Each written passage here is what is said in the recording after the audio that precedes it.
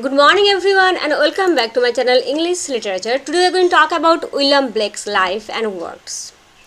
And further we'll read his poems individually like London, The Lamb, The Tiger, etc. Okay. Now before the poems we must know about the poet. William Blake was born on November 28, 1757. Okay, in London, and he was the second of the 5 children of James Blake and Catherine Blake. Now, James Blake was a hosier. That means he used to sell stockings, gloves, and other clothings. William Blake schooled at home, and he was a voracious reader.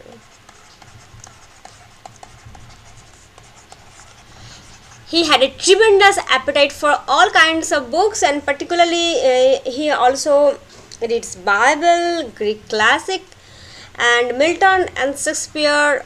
Everything he find interesting. Now, when he was about 10 or 12, he was sent to a drawing school where he studied until 1772. He was then apprenticed for 7 years to James Bassett, a well-known engraver. In 1779, Blake began to study at the Royal Academy and also did commercial engravings for the bookseller Joseph Johnson. So from the very beginning and in his lifetime, he was mainly popular as engraver and artist. So it was the primary identity of William Blake at the very beginning, and later Blake married Catherine Boucher. Actually, Catherine falls in love with Blake, and Catherine was illiterate, and Blake taught her how to read and write, and eventually she became his assistant, helping him color his designs and in other jobs. Blake had been writing poetry since the age of 12, and by the early 1780s he was beginning to acquire a reputation among his friends as a poet and painter. But his painter, this and engraver, this identity was more powerful than his poet, this identity. Now, two friends, John Flaxman and Reverend A.S. Matthew, these names are important because they helped him a lot, and they paid the expenses for the publication of Blake's first volume, that is Poetical Sketches, in 1783. And then Blake was 26 years old. In the following year, Blake wrote An Island in the Moon, a satire on contemporary ways of thinking, but it was never published. So you have to remember this one. 1784, Blake's father died, and Blake set up a print shop in the place of his family hosiery shop. 1787, Blake's younger brother Robert, whom Blake loved too much, died at the age of 19.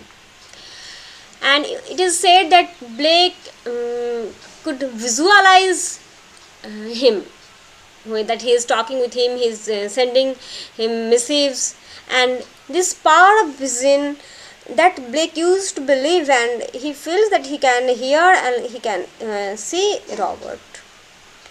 Now, Robert, Blake claimed, gave him the idea for an original method of engraving. It is very important, in which he etched poems and illustrations together on a copper plate, and then printed them and colored them by hand. And these hand-colored texts are called illuminated books. This is a special technique that Blake used to paint in his books. And you have to remember this, that Blake's books are published in this special technique. This is called illuminated books. And now he sought to create a unity of verbal and visual. I am going to show you that they are more approachable as a verbal as well as visual mode of technique, visual mode of communication, you can say also, because when you read his poems, you can find this one You can also read tiger, tiger burning bright in the forest of the night, and you can also see the how the tiger is appearing in the forest of night and the background image here as I edit it, and it is not the original one, so you can find the color is little fed. But if you find the original text, then you will find how it is colorful and how it is at the same time it can appeal to your visual sensation, and also the poetry is verbal. So this particular technique is called illuminated books. His books are actually etched in copper plate and then printed and colored by hand.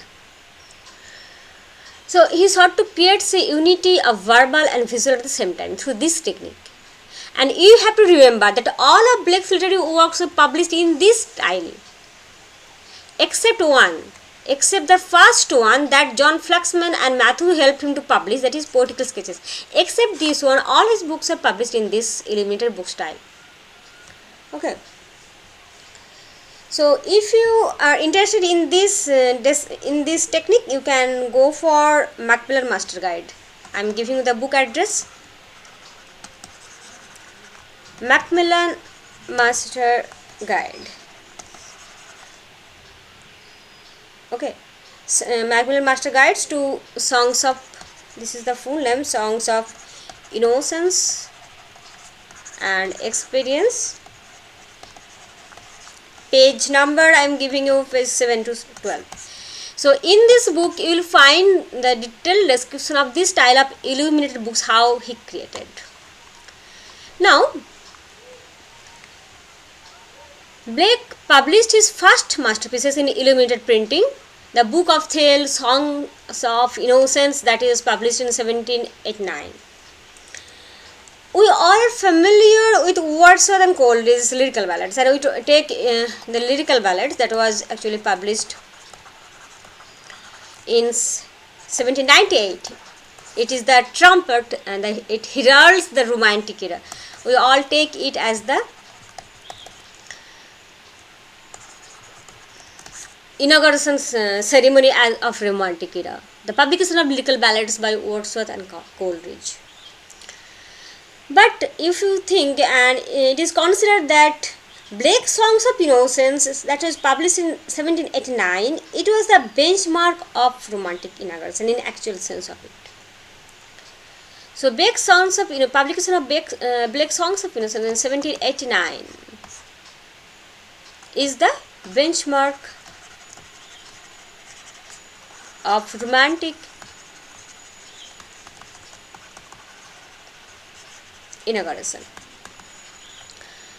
And now later in 1794 Blake added some more poems, and he again published this work as Songs of Innocence and Experience, seeing the two contrary states of human soul. This is the full title actually, Songs of Innocence and of Experience, and then there were actually seeing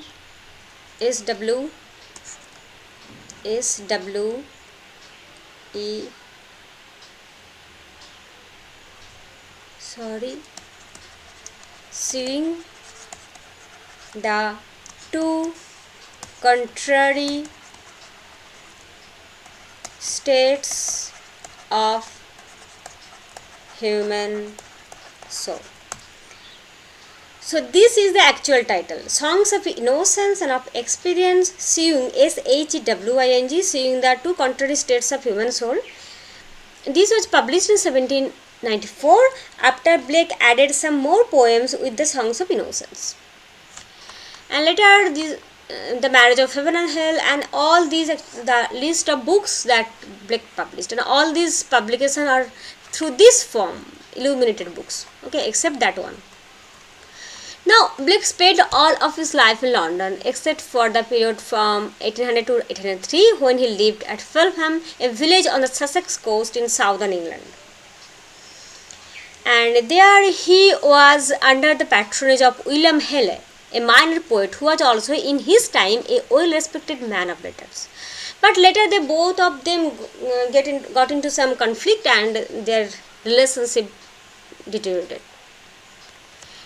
1803 Blake returned to London. And I have already told you that in his lifetime, Blake was primarily popular as engraver and artist, not as a poet. And Blake's poetry did not receive the wide public acclamation or recognition during his lifetime. But his contemporaries like Wordsworth, Coleridge, they used to read his work. And Blake's work again influenced later generations of artists like and writers like Irish poet W.B. Yeats, American poet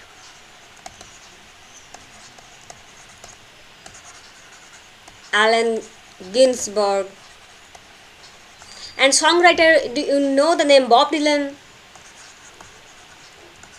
They were greatly influenced by Blake's style of writing and engraving also.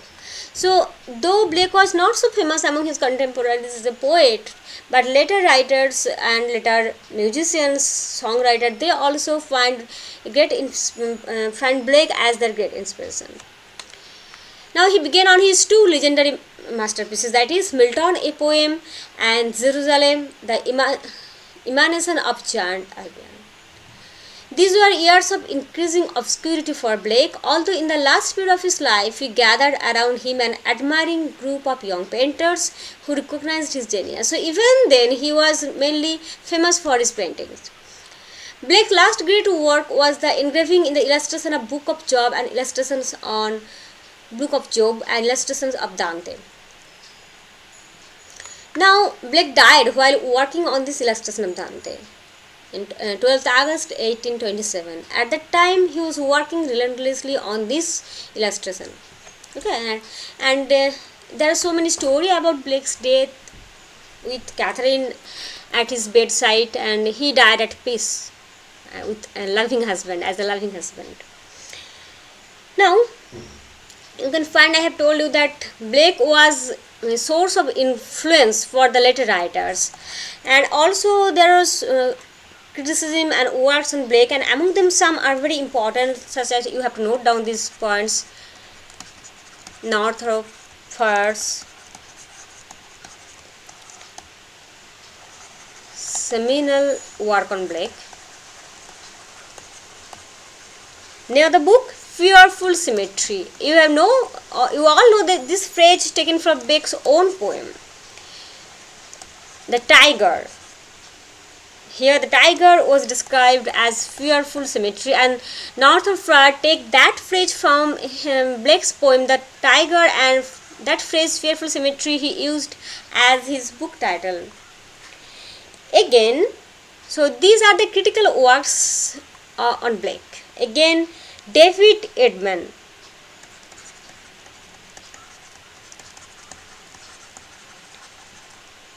David Edman's book Blake, Prophet Against Empire. This one was published in 1954 and later again it was republished in 1969. So now this was the book, and next Harold Bloom. We are very well known with this name, Harold Bloom, in his The Visionary Company. The Visionary Company. This book was published in 1961 and later it was republished in 1971, 10 years later. And there is another book, the last of all I want to tell you. There are so many books, but these are some important names I am just going to mention. Blake's own Apocalypse. This is the best criticism for the author for himself. It was published in 1963. So with this, today we are going to finish our short session on William Blake, and I think it is enough for you to know the poet.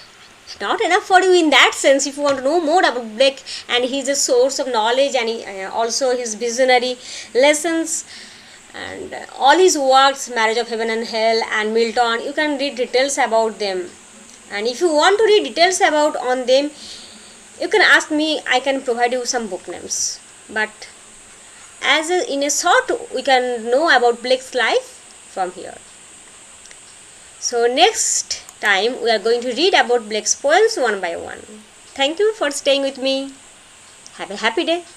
Bye.